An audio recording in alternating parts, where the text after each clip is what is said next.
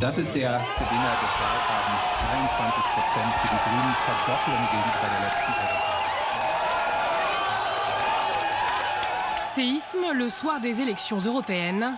Les Verts viennent concurrencer les partis traditionnels. Le signal envoyé ce soir s'adresse au gouvernement avec ses tergiversations sur la protection du climat, sa politique européenne. Aujourd'hui, notre résultat désavoue cette politique. Un message au gouvernement d'Angela Merkel qui pourtant, à peine 3 jours plus tard, repousse de plusieurs mois une loi très attendue sur le climat. Le gouvernement fédéral fixera en septembre les mesures pour réduire les émissions de gaz à effet de serre. Elles seront adoptées en Conseil des ministres avant la fin de l'année. Une loi retardée, car socialistes et conservateurs autour de la table ne parviennent pas à s'entendre. La prochaine étape, c'est d'évaluer tout cela. Donc combien de CO2 peut-on réellement économiser? Et ensuite, il faut qu'on se consacre à la question du prix du CO2. Faut-il mettre en place une taxe carbone?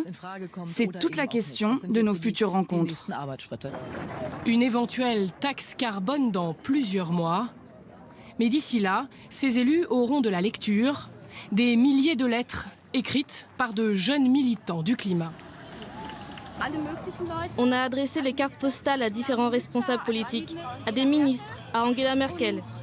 On leur dit qu'il faut faire quelque chose et arrêter de ne faire que parler. Et puis, on leur demande pourquoi ils ne font rien. Une initiative lancée par une jeune Allemande de 18 ans. Je la mets où? Juste ici, et on les enverra toutes en même temps.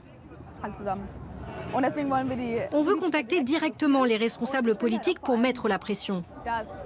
Personnellement, je trouve que des revendications, des demandes écrites à la main, et surtout par des mains d'enfants, ça a une force incroyable.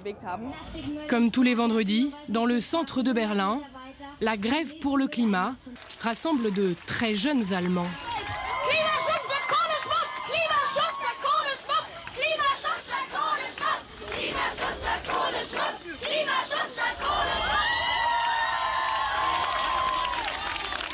Moi, je dis qu'on peut faire des choses dès maintenant, qu'on n'est pas obligé d'attendre. C'est pour ça qu'il faut agir dès maintenant.